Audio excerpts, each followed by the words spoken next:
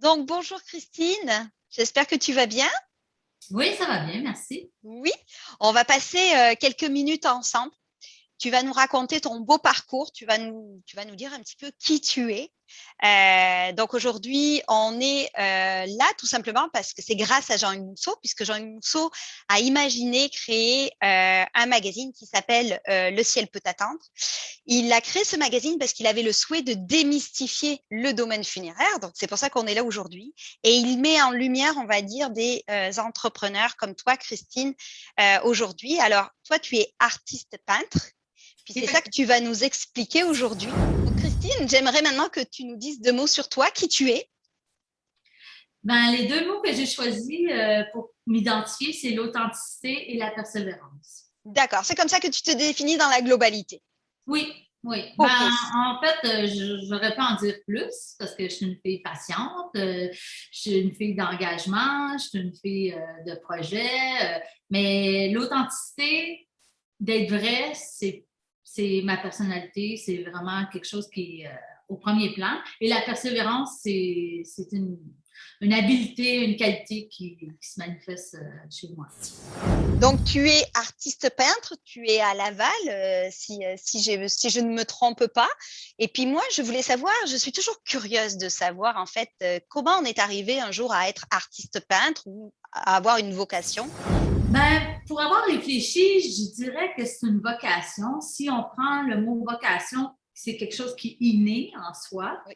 Donc, je crois que j'ai vraiment l'âme d'une artiste depuis mon enfance. La chose qui est arrivée dans mon histoire de vie, c'est que ça s'est exprimé et manifesté l'expression de mon art sur le tard.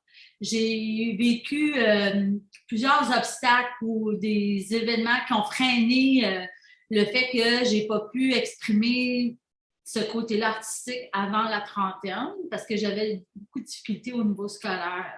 Donc, ça le fait que ça a freiné un peu la voix. Mais dès l'enfance, j'étais quelqu'un qui, si je regarde un peu comment j'étais petite, j'avais vraiment toujours envie de chanter. Je jouais beaucoup à être artiste. C'est ça, tu avais J'aimais déjà les cette arts. fibre. J'avais des habiletés dans les arts. J'avais vraiment une attirance forte pour la musique, pour les dessins. Puis ça a toujours été. C'est plus tout ce qui était académique. Intellectuelle, j'avais plus de difficultés. Donc, ça a fait que dans mon histoire de vie, ça a été plus compliqué. Mais dans la trentaine, j'ai pris mon Tu as élan. pris ton élan.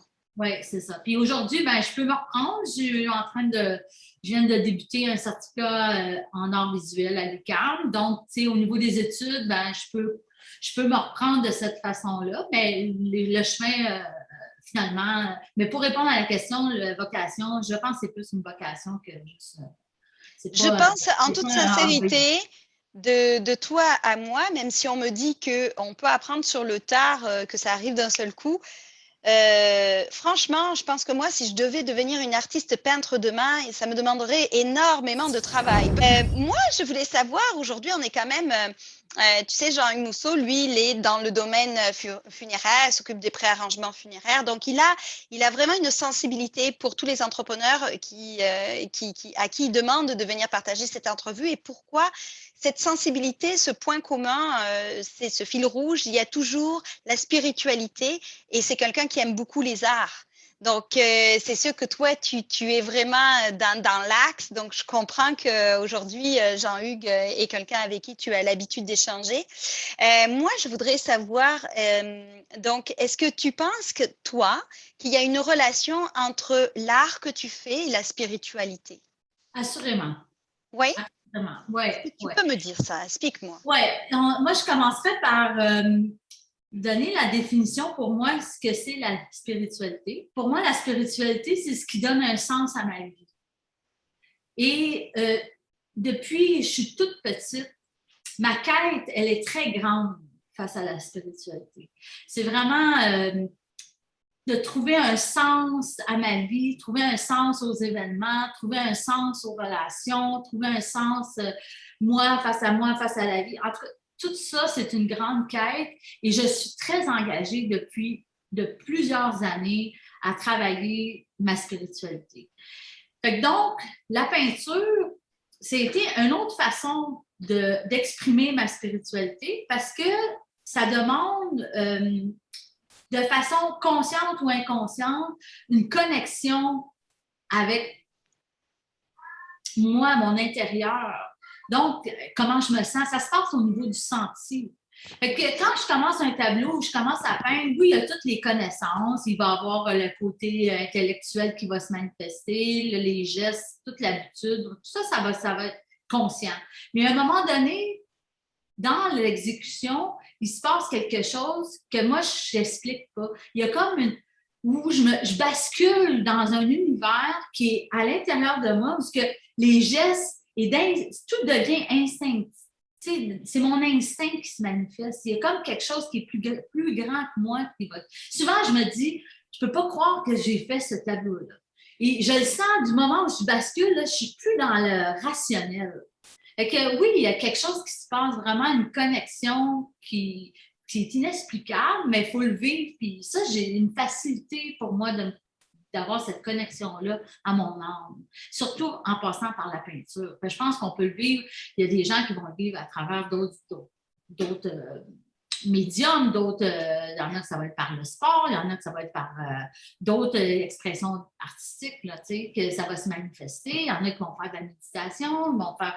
Fait qu'il y a plusieurs façons de se connecter à cette dimension-là qu'on a avec nous-mêmes. Mais moi, avec la peinture, j'y arrive facilement. Pour ta part, ça a donc été quelque chose de naturel, que tu t'expliques pas trop finalement?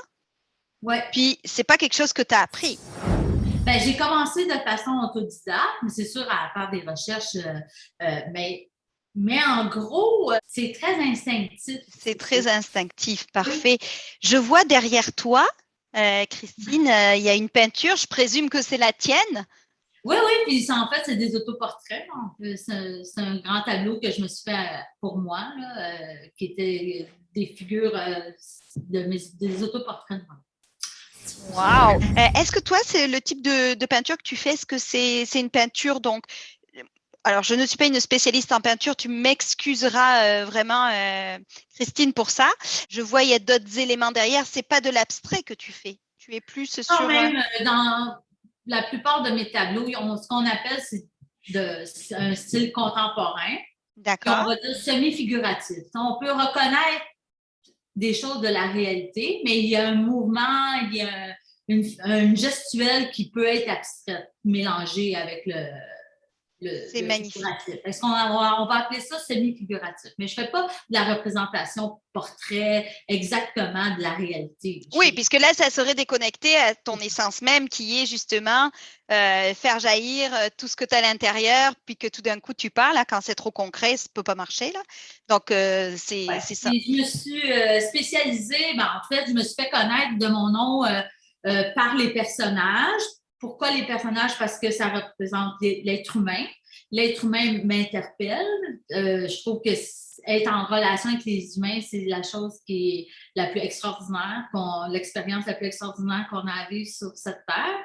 Par le corps aussi, tu sais, le personnage, le corps humain, toutes nos blessures, notre monde intérieur, tout ça. Fait que ça m'a beaucoup, beaucoup inspirée dans mes sujets au niveau de mes peintures. Fait que c'est plus cette avenue-là que je continue encore de faire évoluer, mais de façon différente parce que ma peinture, elle évolue, tout ça, puis mon expérience aussi. Mais il reste que le sujet, en tant que tel, à la base, ça va rester toujours le personnage, l'être humain, c'est certain. Écoute, je suis vraiment ravie. On arrive à la fin de notre rencontre déjà. Ça passe super vite. Moi, je sais que tu exposes en ce moment. J'aimerais que tu me dises où.